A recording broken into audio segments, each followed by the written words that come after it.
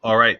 Last question, topic for this week, the councils of the church. So, part of this has to do with how to name what we do. If you think of the logic of the Book of Order, we've talked about the primacy of the congregation in terms of the mission of the church. It's not the only thing; it's basic, but it's not sufficient. But it is the primary and the basic and the focus. And then how do we lead congregations? And then we start to say, well, what other structures do we need to support the mission of the church and the ministry of congregations? And then how do we name all of that? Historically, those other parts of the church we've called judicatories or governing bodies or middle governing bodies, the courts of the church, sometimes agencies and other communions, the diocese, the district, etc. Um, but as the Presbyterian Church has thought about that and thought about what the mission is, we've said, well, judicatories are legal and they're kind of set up for problems. Governing bodies are regulatory and are making sure people are doing what they're doing. Middle governing bodies tried to get that's the middle of the church. That would have been presbyteries. The courts of the church, again, seemed uh, legal to people. And so they went back to this language from Nicaea, Chalcedon, of these councils of the church and said, what we want to do is we want to be places of theological discussion and decision. So how do we name the decision-making bodies of the church, but not have them be regulatory and not have them be legal for people? But how do we get at that these are theologically informed discussions? And we chose the name council. You'll notice that the notes of the church are here, and that every council is to provide that the word of God is truly preached and heard, that every council is to provide that the sacraments are rightly administered and received, and that every council is to nurture the covenant community of disciples of Christ. So we're trying to live out what it means to be the church and in the world.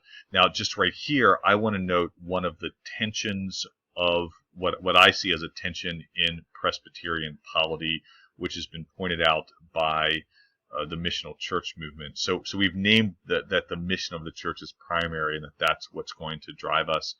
But the notes of the church come from a Christendom era of the church where it was the definition of the church was internally focused. So none of these notes actually move us out in mission.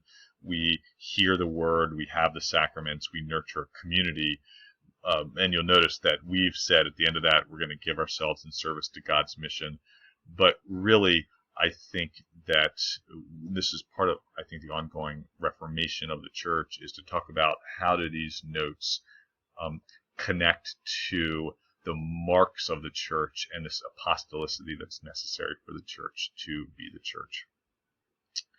There are 4 types of councils in the Presbyterian Church. The session is the elected body plus the installed pastor, co-pastors, and if there are associate pastors, they all have a vote on the session to be places of theological discussion and decision-making for a local congregation. Then on a geographically local basis, there's a presbytery. We have just a few non-geographic presbyteries in the Presbyterian Church USA. They are exclusively around language, and particularly for our Korean sisters and brothers, to make sure that those for whom English is not their primary language, they've got a space where they can talk and work together comfortably in their own culture because of the language more than, let's say, cultural decision making has to do with language. So that's presbyteries.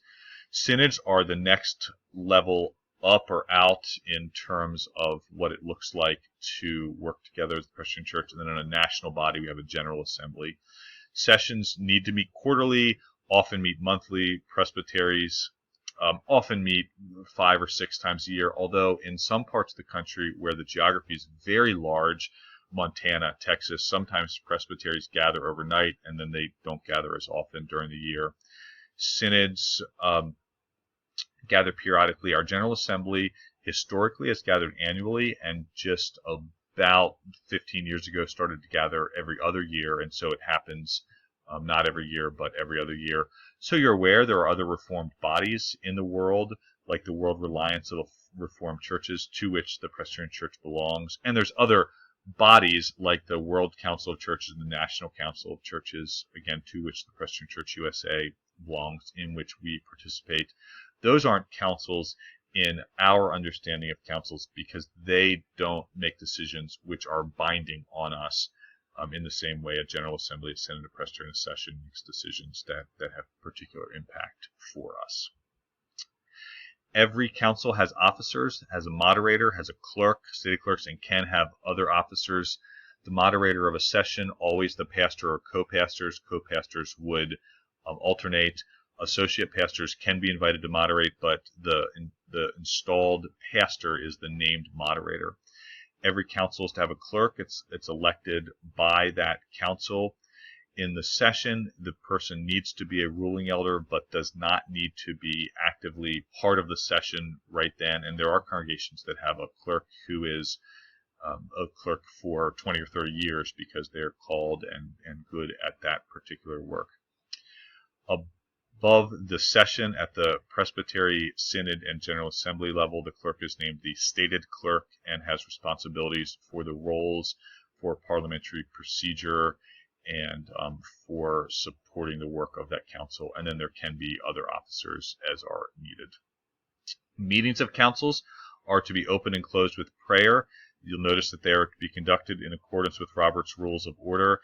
And then you'll notice it says, and this is kind of a new sentence for us, they may use other processes of discernment in their deliberations prior to a vote.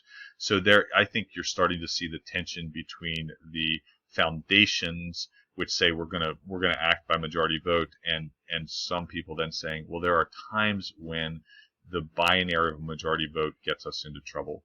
Please note the presence of dissents and protests, which is our way of saying, well, if someone disagrees with the decision, what option do they have? And we've tried to name those options to give people the ability to to formally record that they dissent with something, but also to have in the minutes protest something that they think was done incorrectly or something with which they disagreed.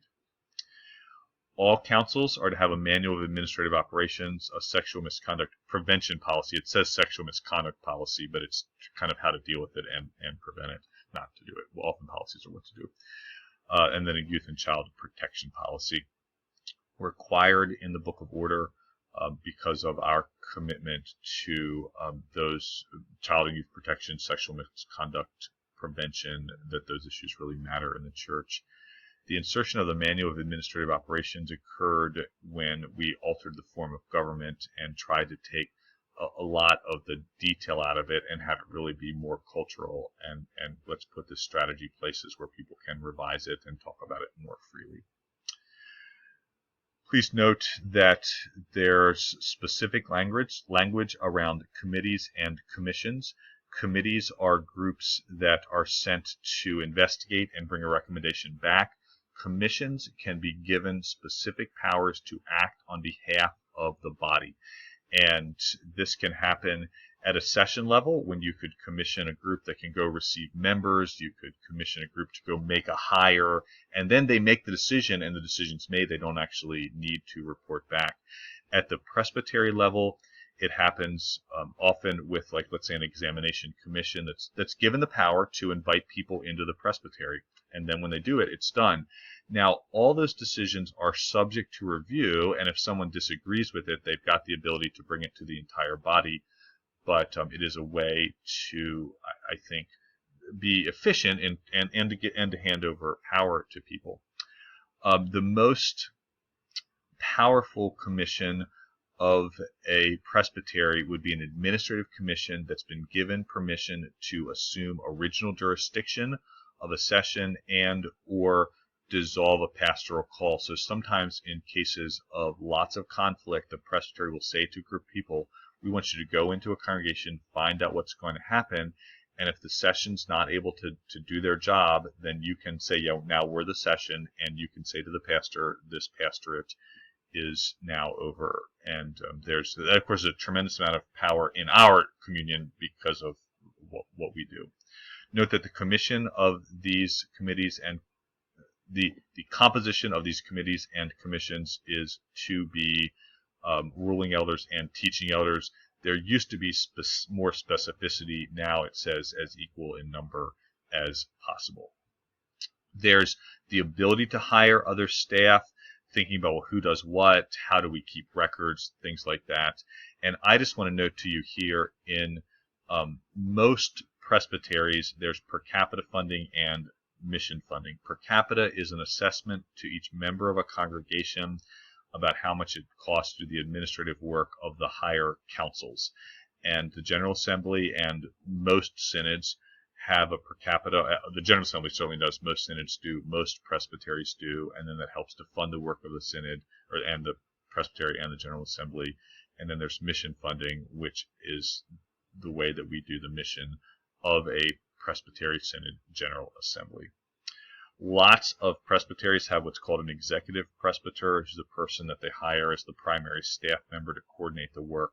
Not every presbytery does. It's not required. A presbytery needs to have a moderator and a stated clerk, and can have other staff as is necessary. That is just an overview of the councils of the church. And there's a lot more in there, and again, I'm happy to answer any questions that you've got about how all this works together.